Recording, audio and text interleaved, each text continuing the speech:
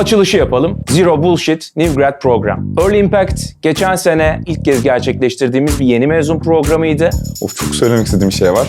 Türkiye'de en çok çalışılmak istenen girişim kategorisinde ikinci olduk. 2021 Early Impact'ten 2022 neler değişti? Aslında 2021'de konuşan arkadaşlarımız yer alacakları proje için ne kadar heyecanlı olduklarından bahsettiler. Verilen sorumlulukların ne kadar büyük olduğundan bahsettiler. Bugün ise aslında daha büyük bir sorumlulukları var çünkü ellerinde canlı yayında olan milyonlarca kullanıcısı olan ürünler var bu arkadaşların. Başarı somutlaştı ve milyonlarca kişiye ulaşacak bir modeli, AI'yi geliştirdik. Bundan bir uygulama çıkardık ve çok başarılı olduğunu gördük. Early Impact yeni mezun programı ile birlikte takıma katılan arkadaşlarımızı gördüğümüzde çok erken yaşta çok büyük sorumlulukları üzerine yükledik Başka bir yerde verilecek sorumluluklar vermiyorlar bize. ve hiçbirisi bir gün bile sorumluluktan kaçmadı.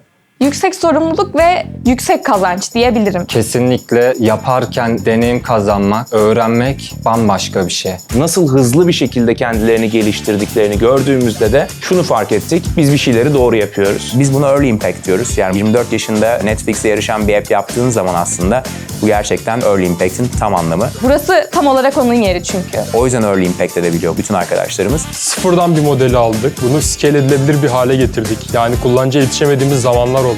Hani bunu yapabildiğimizi gördük. 3 tane çocuk. Geçen seneki cahil cesaretle konuşmak gibi değilmiş tabii yapması ama arkamızdan destek olunca da yapılabiliyormuş gayet. Dünyada çok nadir bir şirkette verilen bir fırsat. Early Impact, biz insanların erken aşamada impact edebilmesini istiyoruz ve Bu yıl Early Impact tamamen yapay zeka alanına odaklanıyor.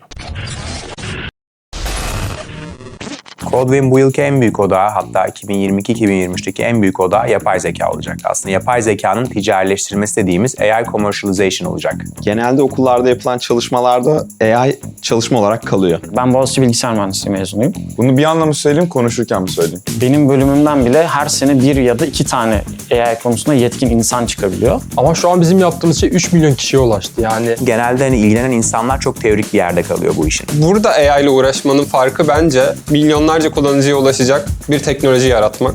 Ve bunu da çok güzel başarıyoruz. Yani ilgi çekici konseptleri yakalamaya çalışıyoruz. Çünkü yapay zekanın kendisi zaten bir sihir gibi bir şey. Bunu da mı yapabiliyormuş dedirtiyor insanlara. Bizim de amacımız aslında bu konseptleri gerçekten teker teker yakalamak. Bundan sonra odaklanacağımız önemli alanlardan bir tanesi ise bizim hayalimizi gerçekleştiren yapay zekalar üretebilmek. Yaptığımız ürünler zor çünkü deep learning üzerine çalışıyoruz, computer vision üzerine çalışıyoruz. Bunları hızlı bir şekilde ürünleştirip aynı zamanda Altyapıdaki makine tipinden modelin kullandığı framework'e kadar elimizin değebileceği bir sürü alan var ve biz bunların en iyisini yapmaya çalışıyoruz aslında. Çalışıyoruz. ben sadece kod yazıp bırakmıyorum mesela. yapay zeka olarak gelip bir product'ın her şeyi de olabilir. Yapay zeka ile sonuna kadar da gidebilir. Codeway'de gerçek bir etki yaratmak. Bir mobil uygulamaya çevirip product management tarafına da bakıyoruz. 360 sahiplenip Her tarafına hakim olmak zorundayız. Her şeyi araştırmak zorundayız. bu teknolojileri geliştiren bir mühendis olmak istiyorsanız bence burası en doğru yer.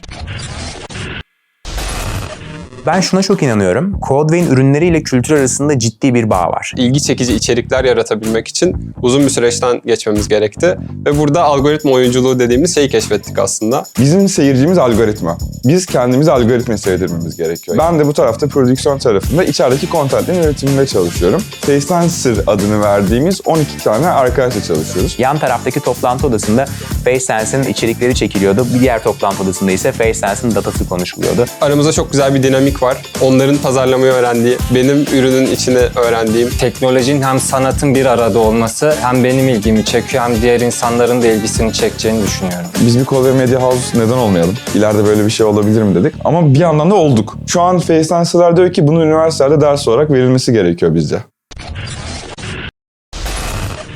Her zaman her yerde söylüyoruz. Cesaret, merak, tutku, yaratıcılık. Bunlar Codeway'in olmazsa olmaz değerlerinden sadece birkaçı. Şimdi bunları ilan etmek ya da duyurmak başka bir şey. Bir de bunları yaymak ve ölçeklendirmek dediğimiz bir şey var. Biz burada insanları Codeway'de çalışmaya davet etmiyoruz. Biz insanları Codeway'li olmaya davet ediyoruz. Bu ikisi arasında bizim için bir fark var. Çünkü Codeway bizim için sadece bir iş değil, Codeway artık bir yaşam tarzı. Burada size bir iş verilmiyor. Burada size hangi işi yapmak istiyorsan o alan sağlanıyor. Bizim için başarının formülü gerçekten çok açık ve çok kolay.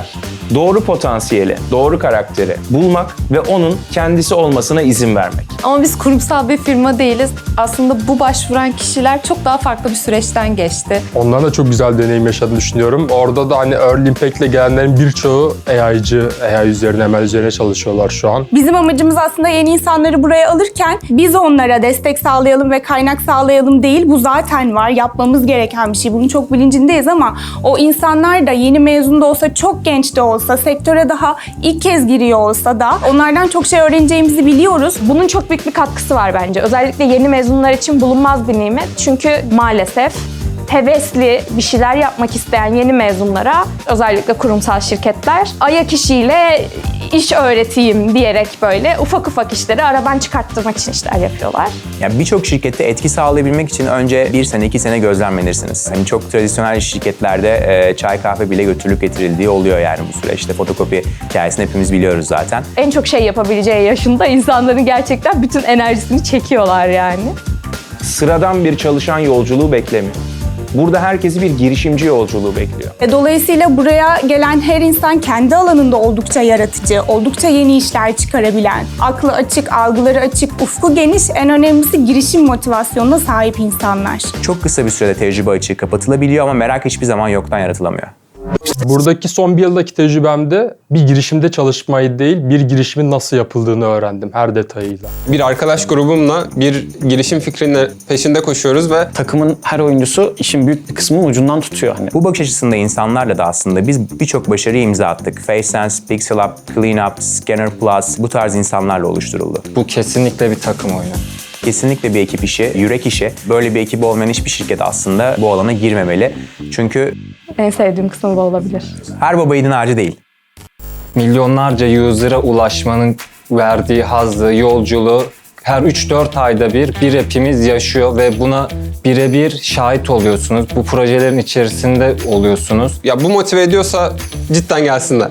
Eğer siz de böyle bir başarının altına imza atmak istiyorsanız, buna gözünüz kesiyorsa o zaman bu programa başvurmalısınız.